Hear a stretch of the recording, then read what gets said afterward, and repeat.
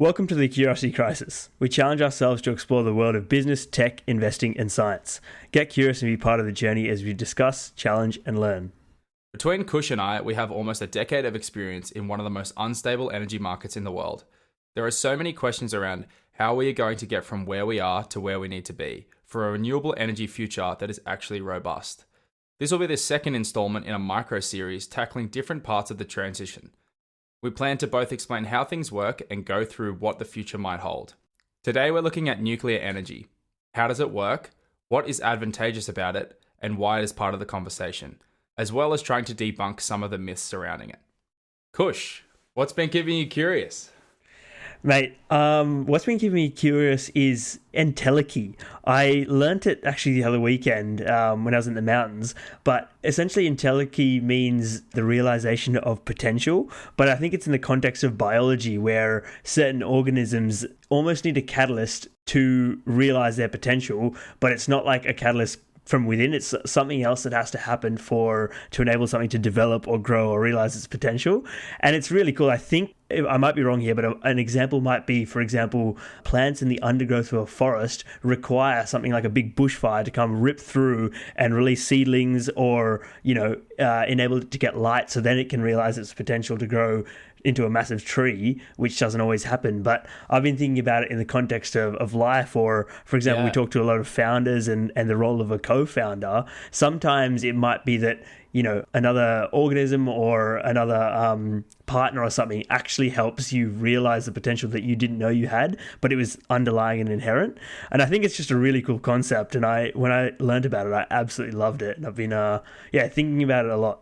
Yeah, that's fantastic. It's one to add to the vocabulary. Yeah, it's such a cool word too. What has been keeping you curious, Luke?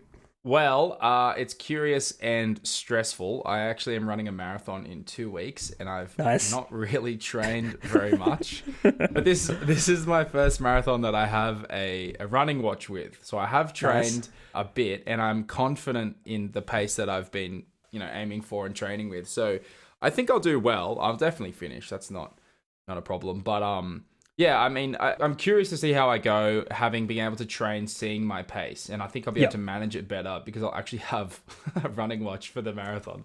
So I'm actually really looking forward to it because I've never run one, being able to see what pace I'm at. I mean, the pace runners kind of fix that a little bit, but it should be a big challenge, and I'm looking forward to it. So you'll have to keep us up to date on the next recording as to how you went. Yeah, I will. I definitely will. So let's get into nuclear. Kush, you'd like to cover some stuff for us, just a bit of an overview, a synopsis. What is nuclear? Why is it topical, contentious, and important in this conversation? So nuclear has come up in conversation a little bit, and it's very important to the energy transition because essentially it's a zero carbon form of energy, and many say it's a firm part of the mix to a net zero future. It's contentious because of, what's been out there in the media before in sources, credible sources, of course, like The Simpsons, in terms of nuclear waste, disasters and the supposed cost, build and development time issues. But it's also important because some of these issues and views have been developed from, not fully factual sources, such as Three-Eyed Fish from The Simpsons. And so we want to actually look at it from a scientific and economic lens and trying to dispel some of the myth from fact, and really just understand why it is really prolific in countries outside Australia. Most of our listeners are in Australia, the US, Canada, and Europe. And if you're from a different country which either adopts nuclear or doesn't, you'd have a pretty different understanding. So we're trying to just give a level playing field, but that's essentially the context. We need to get to a net zero future, and nuclear is a definite potential pathway to get there. So going into the science, what is nuclear energy and what's the most common form of nuclear energy generation? Yeah, so I'll try and cover it on a pretty high level just so that, it's a lower barrier of entry for anyone who's, they can't remember high school chemistry or whatever. That's totally fine. We'll try and cover off the basic physics. So essentially, nuclear energy is stored in the nucleus of an atom. So that's the middle part that all the electrons orbit around, if you remember that diagram. And they're held together by a force known as the strong force. And this energy can be harnessed to produce electricity through a process called nuclear fission, where atoms are split to release energy. So if you saw the movie Oppenheimer, you'll remember that they talk about the chain reaction of this energy, and that in the same way, when you split the nucleus into nuclei, they continue to break more and more and continue to break more other nucleus. And it continues this release of energy. And so it's the same concept in energy generation. I guess one thing that I'll quickly note is that I might be doing nuclear energy a disservice, which is such an amazing technology, juxtaposing it to a movie about nuclear weapons. But I'd just like to kind of note that, water, for example, at really high pressures is used to cut metal, and it's amazingly destructive, but we also use it every day for hydropower at high pressure. Or our cars run on combustion engines, and that's essentially explosions, which we usually attribute to danger. But at the same time, that's a really controlled environment. And so I think it's important to see nuclear power in a similar light, in that it's very much controlled. And if you associate the word with danger, you don't really need to in terms of energy. So back to the reaction. A nuclear reactor or a power plant is basically a series of machines that control that nuclear fission process to produce electricity. So in a nuclear reactor, we have uranium pellets, which is the most common fuel used. And when uranium atoms, specifically the isotope U-235, are split, they release fission products that trigger this chain reaction we're talking about, and it produces heat. And then that heat is converted into electricity. Although, something to note is that uranium is commonly found in rocks worldwide, but U-235 is quite rare and only is comprising about less than 1% of the world's natural uranium sources. Awesome. I think you've done an awesome job there in talking about the physics and the reaction. And then essentially once it creates heat, it's like any other steam-driven generation source where it heats up, turns a turbine. Exactly. Yeah, awesome. So why is nuclear energy central to many countries' plans to get to net zero? Yeah, so it's absolutely topical in the energy transition because nuclear is a decarbonisation enabler. It's not necessarily renewable, but it's absolutely carbon free. So in the generation process, you're not releasing greenhouse gases into the atmosphere like many other sources such as coal and gas and other fossil fuels do. Finally, in our research, and this has been backed up by a couple of sources, nuclear is actually the lowest life cycle emissions of any energy source out there. So solar and wind actually require tons of steel and really intensive processes to produce them. And then once they're created, they are a zero carbon source of energy. But nuclear life cycle lowest out there. It's topical because, in our transition, there's going to be a lot of electrification. So sources that traditionally emit to get energy are being replaced by electrified products. And then that is supposed to be supplied by zero carbon energy. And some growth areas, for example, are AI and computer processing models, and then just things around the home that have got will go from, for example, gas heating to heat pumps that are powered by electricity. So obviously that needs to be supplied by something that satisfies the energy trilemma that we talked about in the last episode, which is we need to try and hit something that's affordable, reliable, and sustainable in that carbon picture. And in terms of the endorsement of it, I think there's probably nothing bigger than the IRA, the Inflation Reduction Act in the States, which supports nuclear generation of energy. So essentially, the IRA helps decarbonisation projects, and nuclear is a beneficiary of the IRA because they get production credits for every unit of energy they produce because it is low carbon. So if that doesn't say that, it is central to decarbonisation because it's carbon free, then not much will.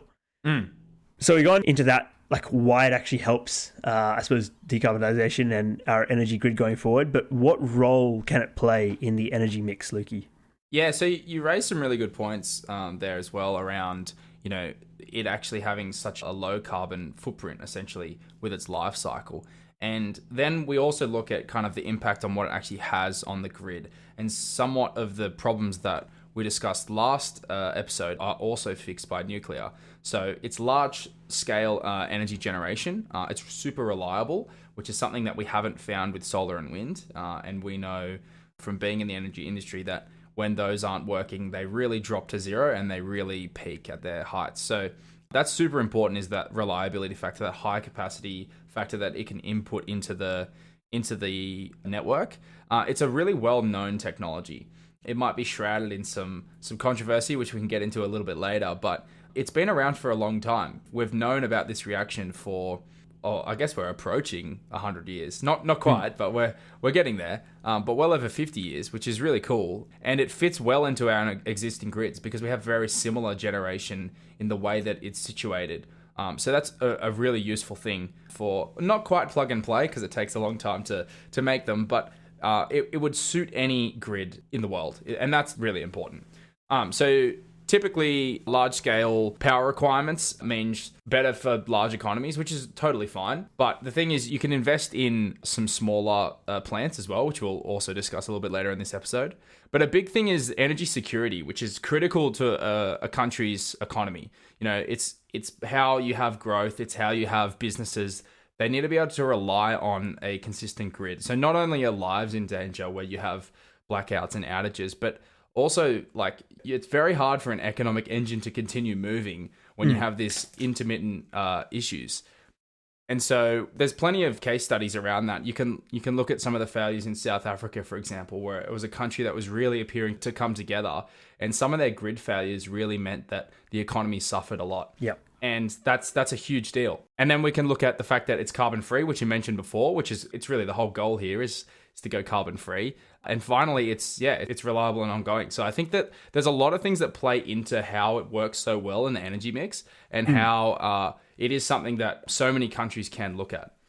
I'll just add two little quick things on there. You mentioned the term capacity factor, and we're quite involved in the energy industry. Essentially, that means what you tell the plant that you want to get out of it by scaling how hard you're going to run it, you're going to get out, and you cannot. I know you did mention that with solar and wind. You can't tell how much wind to blow and the sun how strongly for it to shine. So that's quite an important part to actually knowing what you're going to get and what you need. And then in terms of energy security, we just talked about in the previous question that the growing economies are economies that can support electrification. It can support, data center and load growth and stuff like that. And if you don't have a strong grid, then it's pretty hard for people to invest in your country. Yes, so totally. So I guess if we kind of circle back to that controversy we were talking about, why is it such a hot topic?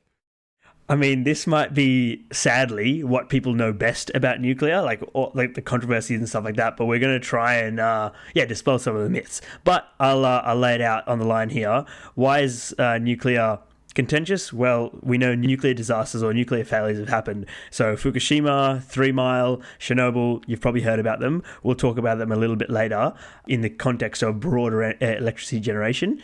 Nuclear weapons, of course, again, Lukey, you mentioned Oppenheimer earlier. We do know nuclear weapons exist.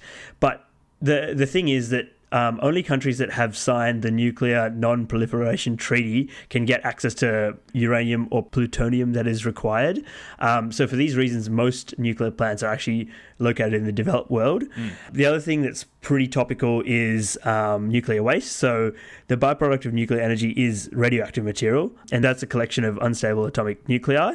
And these nuclei lose their energy and can affect the materials around them, including organisms in the environment.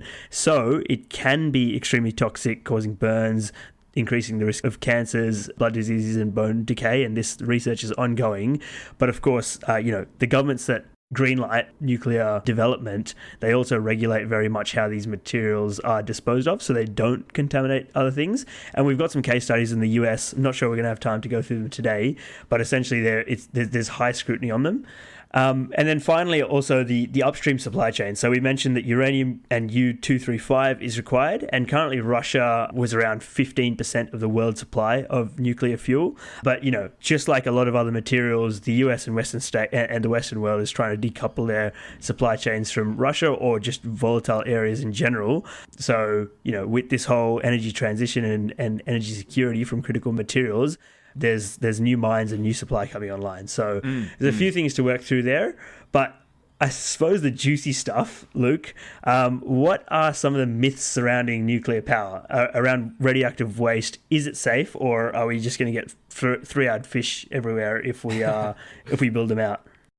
Just a quick intermission. Thanks so much for listening. If we could just ask a quick favor, if you could send this to a friend and recommend it, we would greatly appreciate it. It's easy to do and it helps the show out. Thanks. Yeah, so you've mentioned at the beginning of kind of discussing why it's a hot topic, and that's because most of people's awareness of nuclear energy comes back to Fukushima, 3 Mile, Chernobyl, and I guess as well the fact that there's a documentary, well, I guess there's a docudrama on Chernobyl, which is really, really good. So I guess the main thing is that let's look at the nuclear waste argument first. It's not like The Simpsons. It's not this green liquid that gets poured out onto things. It's actually... There's a lot less than you think, and that comes back to the energy density. So one pellet of uranium that you could hold in your hands is equivalent to 1 ton of coal in terms of energy density. I'm just going to say that again. 1 ton of coal, you can hold that same energy in your hand. And that in itself is insane in terms of the physics. And so that means that your waste is also that tiny fraction of the waste that you would get with other things. And so that's really important because people think that it's this big deal having all this waste. Obviously, it's important, but there's not that much of it, and we have very clear ways of containing it and storing it. So I think that's really important, and it's not going to be waste forever. Plus, there's research into using it for other things. So we don't need to get into that this episode. But yeah, so it's stored in pools initially, and then in steel and concrete casts, and it's secured. And so the radioactivity it slowly diminishes over time, but essentially it just emits a small amount. And the other thing to consider is that the world it's full of nuclear states. Nuclear energy generation is been around for over 50 years, and that's, this doesn't add nuclear weapon capability, and that doesn't already exist. And the important thing as well is that only certain isotopes can be used for this, so it's not like anything radioactive works. So, yeah, it's important to recognize that it's actually prolific around the world, and it's totally fine. Yeah. I think what we'll get into then as well is we've talked, we prefaced earlier that there has been nuclear accidents, and there's nothing to hide away from them. So, what in terms of the nuclear accidents, how do you think about them in the future of nuclear energy? And do you have any stats or insight into how nuclear stacks up against other generation sources? Yeah, so I think it's really important to kind of consider it in terms of everything. And there's a fantastic statistic that looks at deaths per terawatt hour of generation. So that's how many people have died given a unit of energy. And it's a very large unit of energy because there's not that many deaths per unit. And so the most that's used commonly is brown coal, followed by coal, which is quite high, between 24 to 32. Following that is oil, which is also somewhat dangerous, which is 18 deaths. And then as we continue down, we have biomass and gas, which are down 2 to 3 to 4. Hydropower, which can be really dangerous. There's been some big blowouts of all kinds of things. It can be like a dam or a generator. And that's at about 1.3 people. And then right at the bottom 3, wind is 0.04, so a fraction of the lowest already. Solar, 0.02, again, a fraction of what everything else is. And finally, nuclear, 0.03. So they're all within the same ballpark. So I think that when we consider nuclear, you actually need to compare it more closely to the renewable sources like wind and solar than you do to the more dangerous generation options like coal and gas and even like hydro, which is more dangerous than any of the other renewable energy sources by a mile. So I think that's really important. Then the second thing is let's look at the famous kind of issues that there were surrounding Fukushima, Chernobyl, and 3 Mile Island. So the first thing is let's get 3 Mile Island out of the way. There actually weren't any deaths or injuries. Things operated as they were intended to. There was a meltdown of, I believe, reactor 2, but everything, no one got injured. There were no issues, and there weren't any environmental adversities either. So things actually operated as they were intended, even though it was technically, a disaster in that it failed. So then let's look at the next one. Let's look at Fukushima. That was a earthquake, which triggered a tsunami, which then took out a generator and the plant that was there, which was in very close proximity to the ocean. And there were safeguards for a wave, but not for a tsunami, which is kind of just a lack of judgment for the area in which it was in, given that Japan it's a earthquake kind of active zone. And then the last one, Chernobyl, it was a failure in the fundamental design of the reactor. And additionally, people ignoring the protocols that they had set up. So there were some huge blunders. And what's crazy, though, is that these are the 3 that we can think of. 2 of them had deaths and 1 of them had no deaths. And there are so many of these nuclear generators across the world. There's a massive list, and there's more coming online. And these are the only ones we know of. These are the only ones that anyone really knows about. And they were a long time ago as well. And there's been huge lessons learned from when these happened. So I think it's really important to keep that in mind, especially in comparison to everything else out there. Yeah, I can completely hear where you're coming from. I think we have to obviously acknowledge that nuclear failures have a reputation because just of the consequence of, for example, radioactivity and that being released. But I think that's obviously not helped by the other stories of nuclear radiation, which comes from nuclear bombs. And I don't think nuclear energy generation and nuclear bombs can be talked about together, which... Yeah. Obviously they do, but the deaths per terawatt hour really paints a pretty clear picture that other things can fail, just like nuclear can. And I think if a tsunami hit a coal plant, that there would be some issues as well. So totally, absolutely with you. So I guess if we're looking forward, then what is the cost relative to renewables and other sources? We've just compared them in terms of deaths per terawatt hour, and they're very close.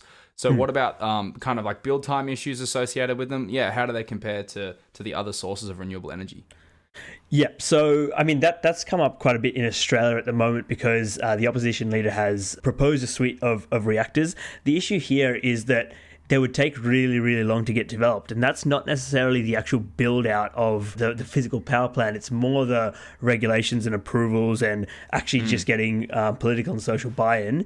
But we'll focus on more of the economies that look at it more seriously, such as, our friends in the States and the European Union. I've done a little bit of research, and essentially the average build time from when you start physical construction to building it out was between sort of 6 and 8 years. So that's a less than 10-year development profile, and it's probably comparable to a really big scale coal plant or really large scale hydro project. It might be slightly on the longer end, but for the longevity of life that they provide and the stable level of power, if everything else like regulations and politics is sorted, the actual physical build isn't crazy. And then the CSIRO, which is the peak scientific body in Australia, released a levelized cost of energy paper, and essentially that just compares pound for pound or unit of energy for unit of energy comparison in terms of cost to build. And funnily enough, what large scale nuclear generation competes with, which is like for like coal pretty much in terms of large scale and ongoing generation, it was on the cheaper end of the scale. So I'm not going to give you the dollars per megawatt hour because that probably won't mean a lot to most people, but they were cheaper on the cheaper end of coal. But then small modular reactors, which are earlier in the development, which we'll talk about, were definitely more expensive, about 50 to 100% more expensive. So that requires a lot of work to go. Thinking about the future then, what does it look like for nuclear? What's the growth, decline, sustainment, and new technology picture? Yeah, so I alluded to it before, but there's 61 new plants that are under construction right now. And that equals 64 gigawatts of energy. And for a lot of listeners, that won't mean anything. But I did some rough calculations before the episode, and that works out roughly to be about 25 million to 64 million homes. And that can support well over 100 million people. So I think that's really important to consider, is that there's a lot that's coming online, and there's a lot that will continue to drive the support for so many people. So let's note, 2 new plants in China and India and across the developed world, 2 of the largest growth energy economies, which are China and India. And the growth of energy demand outstrips just population and economic output growth. And that's due to the demographic shift in both of these countries, the growing middle class, specifically in China. But the countries are trying to lift more of their population out of poverty, which increases energy demand. And that's a really tough problem to solve. And their best solution is nuclear because of the amount of energy that you can get out of one of these stations. Yeah. And so I think that's what's really important, and you mentioned it before as well, is just remembering the large-scale capacity of nuclear. So yeah, I think that's super important. And something that we also mentioned before was these small modular reactors. I alluded to them in terms of, because we just talked about the development time of these. So do you want to give us a quick overview of maybe the future of nuclear? Yeah. So you mentioned that sort of traditional nuclear is definitely still growing, and that's because there's a hell of a lot of energy that is required to be generated, and low carbon is the name of the game. The thing is, small modular reactors have gotten a lot of attention because, for example, economies that are well down the pipeline of shifting to renewables might not need a massive 2, 3, 4 gigawatt plant like they would have built in the old days. But small modular reactors offer flexibility, promise a smaller overall cost, and a smaller development footprint. So where they're at right now, there's a few under development and under construction around the world, but more than 80 commercial small modular reactor designs are being worked on worldwide right now in the medium to micro size. So that's less than 300 megawatts for medium and less than 100 megawatts for micro size. And those are intended to be, like we say, modular and be able to fit into grids and replace smaller capacity that's coming offline. Or for example, if you take a coal plant offline, you might want to replace it with lots of solar or wind, but then you also need some firm capacity to back that for when the sun isn't shining and the wind isn't blowing. So you might have a battery and a nuclear plant there as well, like a small modular one. So I think the name of the game is to get their cost and development time down, which people are working on and putting money into. And then, we might see them more prolific around the world, at least in places that already accept and build and operate nuclear power plants. But I think there is a lot of development going on there. I think we're just about at time, Luke, but if there's one thing that you want listeners to take out of this episode about nuclear energy, what would it be? Yeah, thanks, Kush. Look, we've covered a lot today, and I know it's tough to keep up with some of it, but I think the main thing is keep it in the conversation.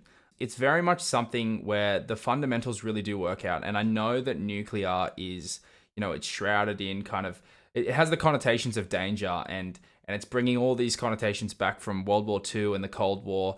And look, I know that it can feel like it's linked to that history, but really, if you look at the fundamentals of it, there's a lot of things that are in place to keep people safe, to keep the future bright. And I think that, if we remove such an amazing technology from the conversation, we're damaging everyone, really. We're not doing ourselves much of a favor.